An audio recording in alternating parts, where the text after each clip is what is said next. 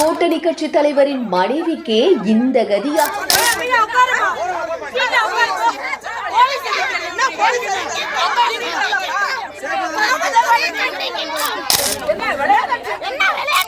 திமுக அரசில் கட்டவிழ்த்து விடப்பட்ட காவல்துறையினரின் அராஜகம்.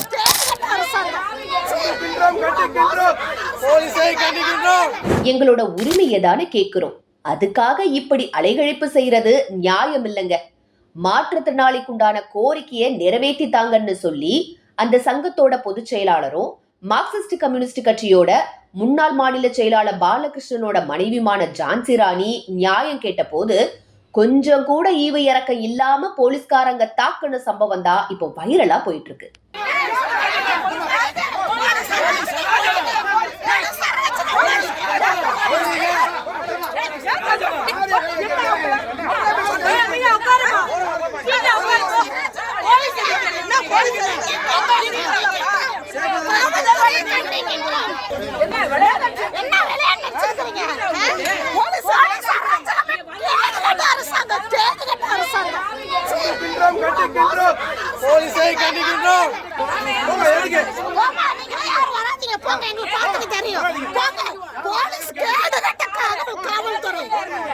மாதாந்திர உதவித்தொகையா 6000 ரூபாய் உயர்த்தி தர்றதா வாக்குறுதி கொடுத்துட்டு ஆட்சிக்கு வந்த திமுக அரசு இப்ப ஆட்சியே முடிய போற நேரத்துல கூட செய்யாம இருக்கிறது கொஞ்சம் கூட நியாயம் இல்லை அப்படின்னு மாற்றுத்திறனாளிகள் தமிழகத்தை ஆட்சி செய்யற திமுக அரச கடுமையா விமர்சனம் செஞ்சிருக்காங்க.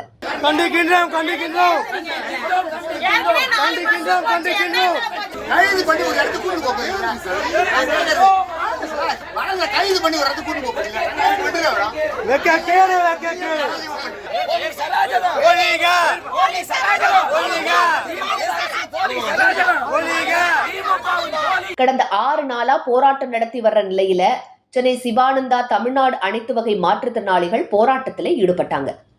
அப்போ போலீஸ்காரங்க அவங்கள வலுக்கட்டாயமா கைது செஞ்சு RR ஸ்டேடியத்துல அடைச்சு வச்சாங்க. இதை கண்டிச்சுதான் ஜான்சி ராணியும் போராட்டத்துல ஈடுபட்ட போது அவங்க மீது போலீஸ்காரங்க ஒரு பெண் அப்படின்னு கூட பார்க்காம தாக்கி இருக்காங்க.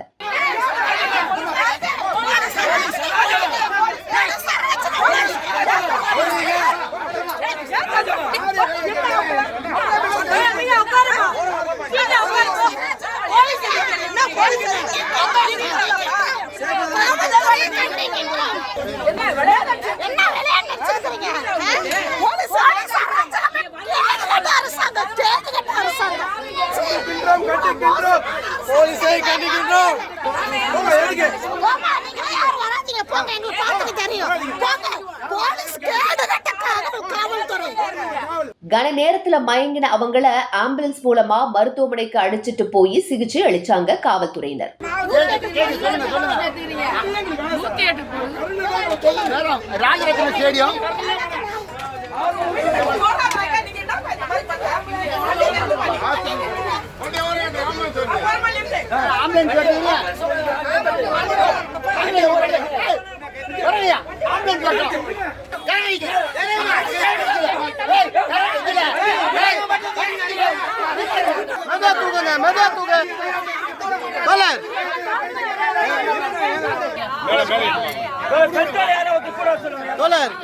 மனன்மணி தோழர் வாங்க கொஞ்சம் சார், ஒருத்தர் அனுப்பிவிடுங்க.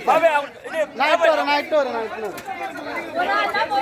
ஆமா சார், அவங்கள மட்டும் அனுப்புங்க. என்ன தோழர் கொஞ்சம் கதை அதுக்கப்புறம் அடைச்சு வைக்கப்பட்ட மாற்றுத்திறனாளிகளுக்கு தேவையான எந்த ஒரு வசதிகளும் செய்யாம அவங்கள அலைகழிப்பு செஞ்ச விஷயம் வேதனையோட உச்சம் அப்படின்னு தான் சொல்லணும். கூட்டணி கட்சி தலைவரோட மனைவியே இப்படி தாக்குதலுக்கு உள்ளான சம்பவம் பெரும் சர்ச்சையை ஏற்படுத்தி இருக்கு. கடந்த 6 நாளா போராட்டத்துல ஈடுபட்டு வர்ற மாற்றுத்திறனாளிகளோட கோரிக்கை நிறைவேறுமா, முதல்வரோட கண் பார்வை இவங்க பக்கம் திரும்புமா அப்படிங்கிறத பொறுத்திருந்துதான் பார்க்கணும்.